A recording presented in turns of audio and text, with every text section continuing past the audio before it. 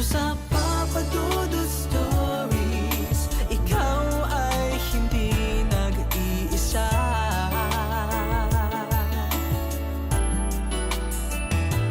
Dito sa Papa Dudut Stories, may nagmamahal sa'yo.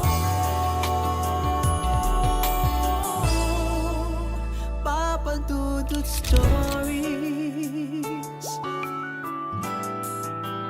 Papa Dudut Stories. Dear Papa Dudut, sa lahat po ng mga nakatutok ngayon, huwag kalimutan na mag-like, mag-share at mag-subscribe.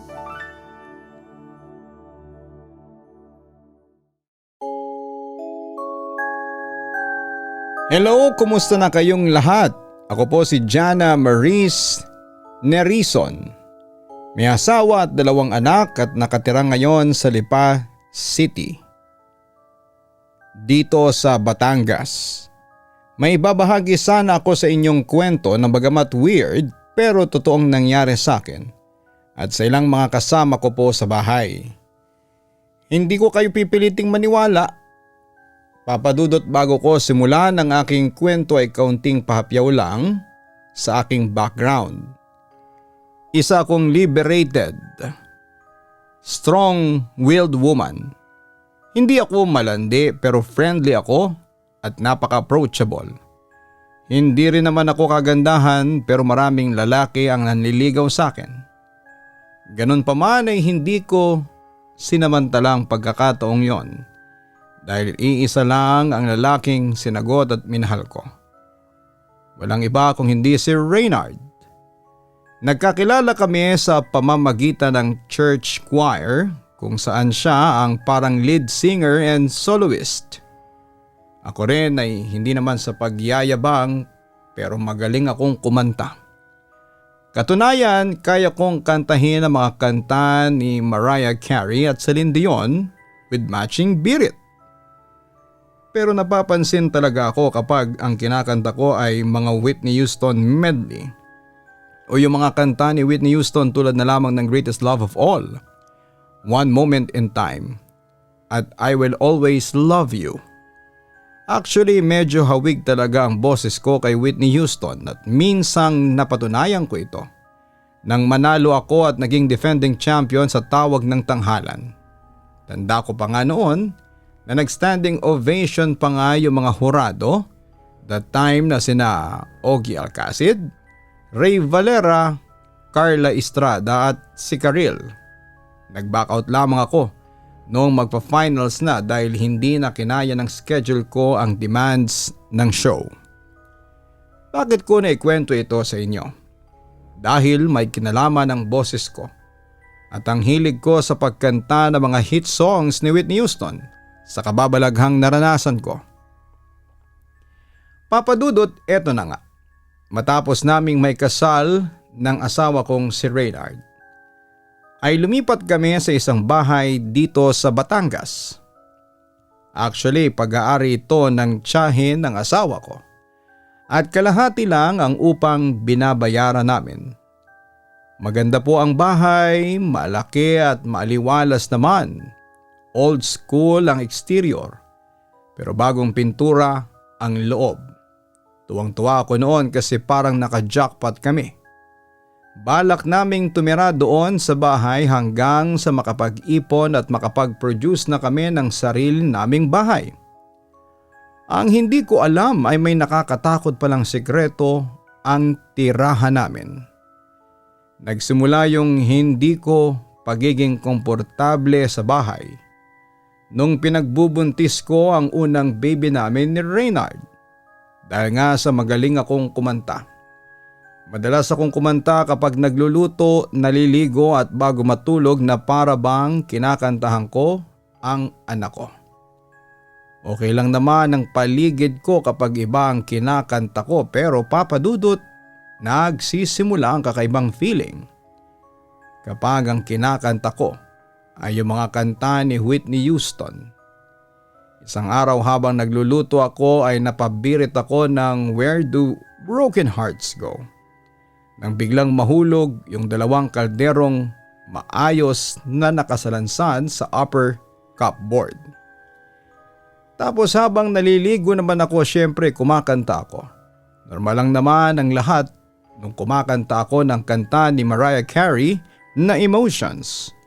Pero nung maisipan kong kantahin yung kanta ni Whitney Houston na I Wanna Dance With Somebody, yung feel ko pa ang pagbirit noon with matching sayaw na kisihodang buntis pa ako. Tapos yun na nga, biglang may babagsak na kung anong gamit sa kusina o mababasag na kung anong gamit sa sala. Nung una'y binabaliwala ko lamang ang mga nangyayari, pero habang tumatagal, palala ng palala yung mga nangyayari. Hindi lang nahuhulog o nababasag yung mga gamit, kundi may mga nagpapakita na rin sa akin na kakaibang nilalang. Hindi ko naman siya nakikita ng harapan, pero alam mo yon, sa peripheral vision ko ay magugulat na lamang ako na parang may dadaan na itim na anino sa gilid ko, tapos ay kikilabutan na ako ng malala. Tuwing gabi ay nakapagtataka na laging nauunang matulog yung asawa ko, tapos kapag emergency ay mahirap siyang gisingin. Hindi naman tulog mantika ang asawa ko. Katunayan, nung dati kaunting kaluskos lang ay dumidilat na kaagad ang mata niya. Pero simula nang lumipat na nga kami sa bahay, nang tiyahin niya ay naging heavy sleeper na siya. Tapos ako naman yung hirap na hirap matulog. Natatakot talaga ako kasi pakiramdam ko ay hindi lang kaming dalawa ni Reynard ang nasa loob ng kwarto. Parang may matang nagmamasid sa amin o sa akin.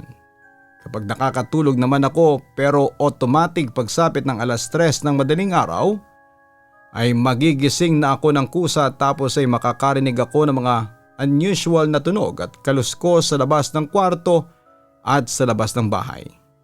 Pero lumala yon nung manganak na ako. Madalas ay nakakaramdam ako ng kaba at parang takot.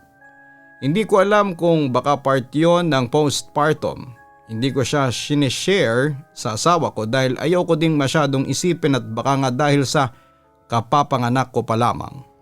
Dahil nga naiiwan kami ng anak ko sa bahay, pag pumapasok si Reynard, naglalagay kami ng camera sa labas, sa room at sa sala.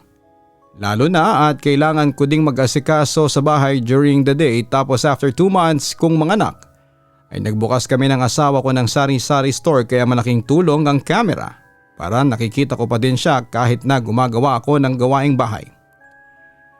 And fast forward 8 months na si baby, madalas napapansin ko sa gabi na nakatingin siya sa kisame at bigla na lang tatawa na parang may kalaro. Minsan na-share ko sa mama ko at ang sabi ay baka daw nilalaro ng anghel. Pinagwalang bahala ko na rin dahil nung minsan nagkwekwentuhan kami ng kaibigan ko na may anak din at na-share ko sa kanila, sabi nga nila ganoon din daw ang mga baby nila dati. So nawala na din yung pag-aalala ko. Hanggang sa dumating yung 9-month na si baby. Habang naglalaba ako sa likod ng bahay, pinapanood ko lang si baby sa camera habang tulog sa crib niya. Nalingat ako saglit, then pagtingin ko ulit ay puro puti na yung sa camera. Tumakbo kaagad ako sa kwarto, then nakita ko yung camera na nahulog. Nakafix yung camera sa wall. Kahit yung asawa ko ay hindi alam kung paanong nahulog, pero finix na lamang niya at nilipat ng pwesto na mas kita ang buong room. Doon na nagsimula ang mga nararamdaman kong kakaiba. Sa tuwing pinapanood ko si baby sa camera ay biglang nagmo-move. Minsan ay biglang magfo-focus sa taas or sobrang baba. Dahil pareho naming pwedeng i-check ang camera, iniisip ko na lamang na baka napipindot niya nang hindi sinasadya. Hanggang sa dumalas yun at sinabi ko na nga sa kanya. Hindi naman daw niya madalas buksan ang CCTV sa phone niya. Dahil bawal din lagi na gamit ang phone at tuwing break time lang niya na check ang CCTV. Medyo hindi ko na talaga maramdaman ang pagiging komportable, pero ayaw ko ding masyadong mag-rant sa asawa ko. Hanggang isang gabi, mga bandang 2:00 ng madaling araw ay nagising ako kasi wala sa tabi ko si baby dahil nga sa nagsisimula na siyang gumapang at malikot na matulog. Normal na lang na iba-iba na ang pwesto niya. Pagbangon ko ay nandun siya sa gilid ng bed. Nakaupo at nakatitig sa kisame. Super strange kasi at hindi pa kaya ni Bibing maupo mag-isa. Iba na yung pakiramdam ko at kahit na nung binuhat ko na siya ay nakatitig pa din siya sa kisame. Kinabukasan kinuwento ko sa mister ko. Napag-usapan namin na baka nilalapitan si Bibi nang hindi namin nakikita. Kung pamilyar kayo sa kwintas sa simbahan, pinalagyan namin ng ganon si Bibi at bracelet. Everyday na rin ako nagpapatugtog ng mga worship songs at naging regular ang pagsisimba namin. After that ay bumalik yung aliwalas ng bahay. Nawala na rin yung mga pag-aalala ko sa gabi. Akala ko ay tapos na doon. Dumating ang 11 months ni Baby at nataong birthday ko yon. Siyempre kantahan kami sa labas ng bahay habang yung anak ko ay iniwan kong natutulog sa kwarto. Natatandaan ko tinukso ako ng mga kamag-anak namin na kumanta ng Whitney Houston medley. Yung mga pinasikat na kanta ni Whitney Houston tulad ng I Will Always Love You. Habang kumakanta ako ng I Will Always Love You. Narinig ko nang mahulog yung kaldero sa kusina pero hindi ko pinansin yon kasi nasa loob pa sina mama at yung kapatid kong si Jessa dahil nagluluto pa rin sila ng ilang pagkaing handa namin. Pero habang kumakanta na ako ng isa pang sikat na kanta ni Whitney Houston na Queen of the Night, nakita kong umilaw ang screen ng phone ko na nakapatong lang sa katapat kong mesa. Kinuha ko at tinignan ko yon at nagulat ako na notification pala yon ng CCTV sa kwarto ng baby ko. Pag-click ko ay lumabas sa footage na wala na ang baby ko doon sa kanyang kuna. Kaya huminto ako noon sa pagkanta at nagpanik ako. Patakbo kami ni Reynard na pumunta sa kwarto kung saan naroon ang baby namin. Pagpasok namin ni Reynard ay nakita namin ang anak namin na natutulog pa rin sa kuna. Kanina ay nakita ko sa CCTV na wala ang anak natin sa kuna niya. Nalilito kong sabi sa asawa ko. Baka nag-malfunction lang yung CCTV natin, Han. Di balit ayusin ko yung bukas. Sabi na lang sa akin ng asawa ko. Samantala ay binuhat ko ang baby ko. Saka kami lumabas ng kwarto at hindi na kami nag-videoke dahil ayaw kong mabulabog ang anak ko. Kinagabihan inayos na ng asawa ko yung CCTV namin sa kwarto at tinapat niya ito eksakto sa crib ng baby namin. Tapos ay nilapag ko lang muna doon ang anak namin dahil hindi pa tapos ang celebration namin. Pero hindi ko binitawan ang cellphone ko noon papadudot at maya't maya kong sinisilip ang CCTV footage ng kwarto namin kung saan natutulog ang anak ko. Mamayang kaunti napansin kong tila may itim na aninong naglalakad paikot sa kuna ng anak ko. Tapos ay bigla na lang gumalaw yung camera pa itaas. Natakot ako noon at pupuntahan na ang anak ko habang nakatingin pa rin sa screen ng phone ko.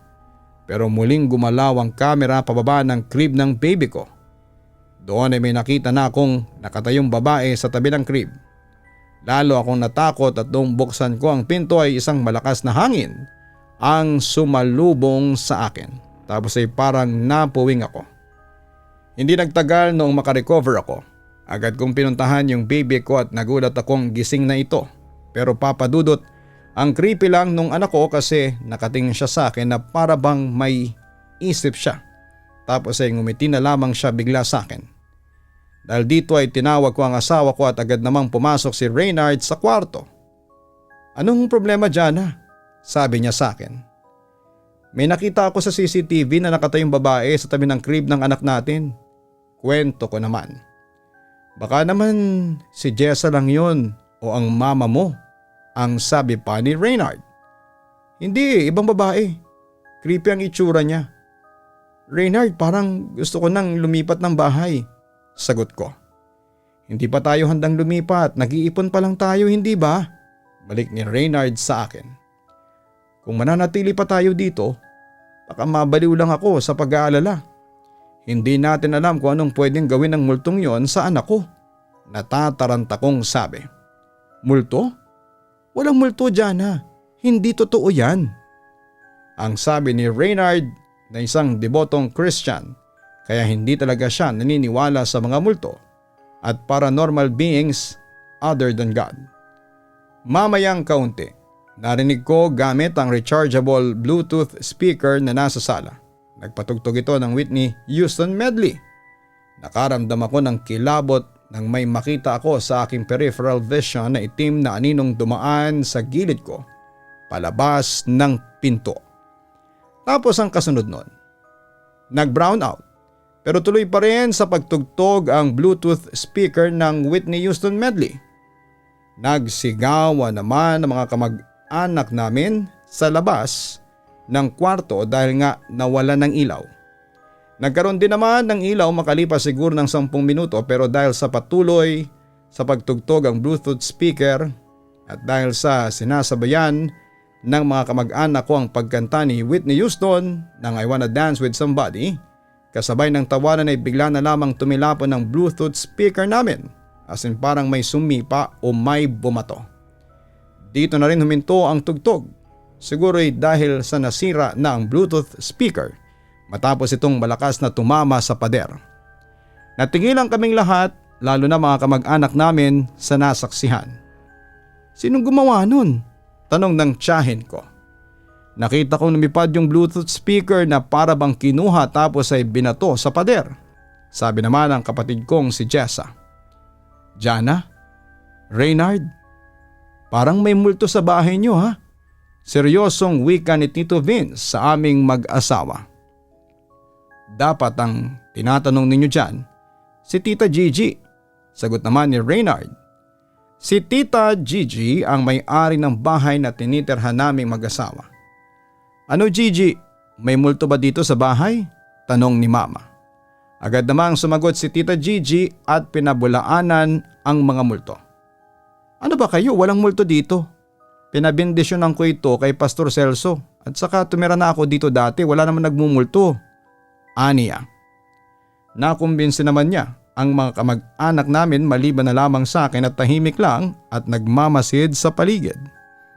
Tumagal ang party hanggang alas 10 ng gabi tapos ay nagsuwian na ang mga kamag-anak namin. Bandang alas 11 naman nang nagpasya na kaming matulog sa kwarto namin. Nauna nang natulog ang asawa ko dahil na rin sa pagod habang ako naman ay nanood muna ng Korean drama sa Netflix. Hindi ko na namalayan na nakatulog na pala ako ng mga sandaling yon. Hanggang sa nanaginip ako. Nagising daw ako dahil may nakatingin sa akin habang natutulog ako. May isang babaeng nakatayo sa tabi ko at pinapanood akong matulog.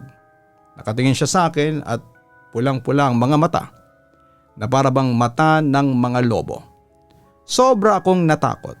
Aware ako sa nangyayari at nagpumilit akong magsalita para magising. Pero kahit na anong pagpupumilit ko ay walang boses na lumalabas sa bibig ko. Tinuloy ko pa rin ang pagpupumilit sa pagsasalita hanggang sa may lumabas na boses sa bibig ko. Napasigaw kaya nagising na ako. Nagising din ang asawa ko. Sobra akong takot na takot noon. Nagising akong naiiyak. Ang ginawa ko ay nagpatugtog ako ng worship songs sa cellphone ko at nilagay sa tabi ko bago bumalik sa pagtulog. Pero ang hindi ko alam, nakashuffle pala yon kaya pagkatapos ng ilang worship songs ay biglang tumugtog ito ng Whitney Houston medley. Habang tinutugtog yung Whitney Houston or Run to You ay biglang namatay ang ilaw. Nagulat kami ni Reynard kasi dumilim ang bahay pero tuloy pa rin ang pagtugtog ng cellphone ko. Mamayang kaunti ay narinig namin ang baby namin na tumawa ng malakas. Siyempre Papa Dudut, nagpanik kami ni Reynard at napabangon ang asawa ko. Pero nagulat ako nang biglang humagi siya pabalik sa kama. Anong nangyari sa iyo Reynard? Hysterical kong tanong sa kanya. May tumulak sa akin, galit na wika ng asawa ko. Tapos ay nagmura na ito. Kung sino ka mang masamang espiritu ka, hindi ako natatakot sa iyo. Sigaw pa ni Reynard. Muling tumawa yung baby namin at sa puntong ito ay nagkaroon na ako ng lakas ng loob na tumayo at kahit madilim ay sinikap kong mahanap at makuha ang anak ko doon sa crib. Pero nagpatuloy sa pagtawa ang baby na hawak ko. Nang titigan ko ang mata niya sa kakarampot na liwanag na nagmumula sa labas ng bintana ay natakot ako kasi all black ang mata ng baby ko. Sa sobrang takot ko ay nabitawan ko ang baby ko at napasigaw sa takot. Bakit? Ano nangyari? Wika ni Reynard at napatingin ako sa kanya at nagulat ako kasi karga-karga na niya ang anak namin. Teka, paano mo nakarga ang anak natin nabitawan ko nga siya? Wika ko na naguguluhan. Anong sinasabi mo? Hindi mo naman kinuha ang anak natin. Wika pa ni Reynard. Tiyanek ko naman ang anak namin at normal naman ito na natutulog sa bisig ng asawa ko. Ang tanong ay sinong baby yung kinarga ko? Kinilabutan talaga ako ng husto ng mga sandaling yon, Papa Dudut. Samantala natapos ang kanta ni Whitney Houston, Run to You, at sumunod naman na tumugtog ay yung kantang I'm Every Woman. Pero nairita na ang asawa ko kaya pinatay na niya ang cellphone ko. Doon lang muling nagkailaw. Pero Papa Dudut, hindi natapos ang pagkataranta ko. Kasi hinanap ko kung may traces pa ba nung sanggol na nabitawan ko pero wala. Sa kabilang banda pagkatapos ng insidenteng yon, Papa Dudut, ay nakumbinsi ko na si Reynard na lumipat na kami ng bahay. At saka na-realize ko rin na kapag nagpatugtog ako ng anumang kanta ni Whitney Houston ay nagkakaroon ng kababalaghan sa bahay. Kaya naman nag-decide na akong huwag na lamang magpatugtog ng kahit na anong Whitney Houston medley at bawal na rin ang karaoke sa bahay. Hindi nagtagal, makalipas ang isang buwan ay nakalipat din kami ng ibang bahay, 7,000 pesos ang upa. Malaki kumpara sa 3,000 lang na binayad namin noon sa bahay ni Tita Gigi. Pero nagkaroon naman kami ng peace of mind ni Reynard dahil walang nagmumulto o nangyayaring anumang kababalaghan sa bahay. Samantala isang taon nang lumipas simula nang umalis kami sa haunted house ni Tita Gigi. Nakausap ko ang tiyahing ko at inalam kung bakit may multo doon sa bahay. Doon na nga niya pinagtapat sa akin na meron palang namasaker doon sa bahay na yon, kung saan isang babae at isang sanggol ang walang awang pinagsasaksak ng 2 miyembro ng akyat bahay. Uli na rin nang malaman ni Tita Gigi ang history ng bahay kaya pinaupahan na lamang niya ito. At nalaman ko rin ang dahilan kung bakit tila nagre-react ang multo sa mga kanta ni Whitney Houston. Ganito kasi yung storya. Taong 1993 o 1994 yata yon ang pasukin ng 2 akyat bahay ang bahay ng isang babae. Ang asawa nito ay nasa abroad nagtatrabaho. May anak din sila na 6 na buwang gulang. Pagnanakawan lang sana ng mga akyat bahay ang babae. Pero nanlaban daw ito. Kaya pinagsasaksak daw ng mga magnanakaw ang babae pati yung sanggol.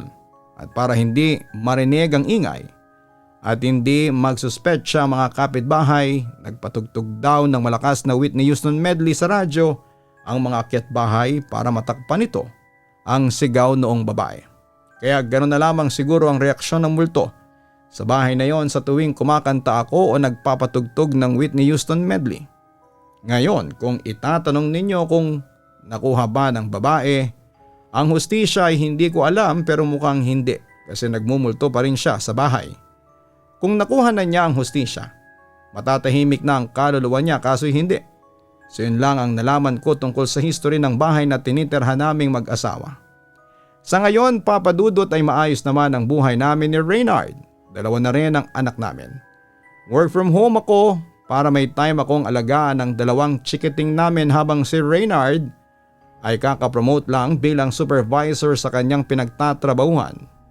Hanggang dito na lamang, Papa Dudut. Muli maraming salamat at magandang araw. Lubos na gumagalang, Jana. Maraming salamat, Jana, sa pagbabahagi mo ng kwento sa aming programa.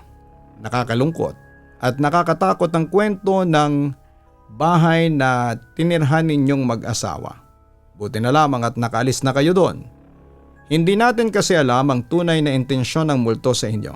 At kung ito ba ay totoong ligaw na kaluluwa o masasamang espiritu. Ganun pa man ay marami ang paraan para mapaalis sa mga masasamang espiritu sa bahay. Pwedeng through house blessing or exorcism. Makipag-ugnayan lamang kayo sa mga pare at taong simbahan para sa karagdagang detalye. Pero kung hindi talaga matanggal ang masamang espiritu, nararapat lamang na umalis na kayo sa bahay na yon para makaiwas kayo sa anumang kapahamakan dulot ng entity na ito.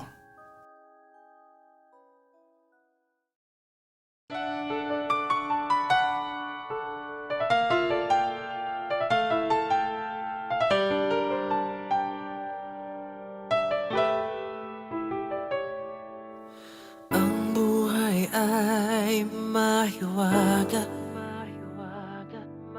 laging may lungkot at saya. Sa Papa Dudut Stories, laging may karamay ka.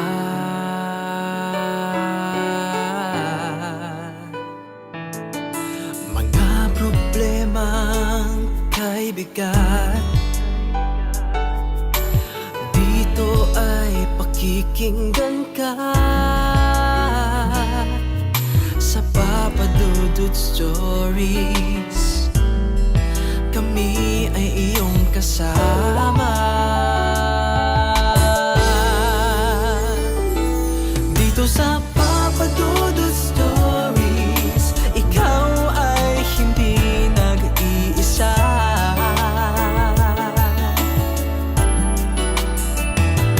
Dito sa Papa Dudut Stories, may nagmamahal sa'yo. Papa Dudut Stories, Papa Dudut Stories,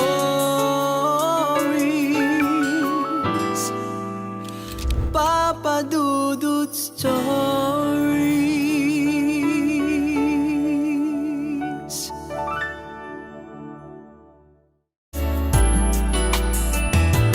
Dito sa Papa Dudut Stories, may nagmamahal sa'yo. Papa Dudut Stories, Papa Dudut Stories. Hello mga ka-online, si Papa Dudut po ito. Nag-enjoy ka ba sa ating kwento ngayong araw? Huwag kalimutan na i-share, mag-like at mag-subscribe. Maraming salamat po.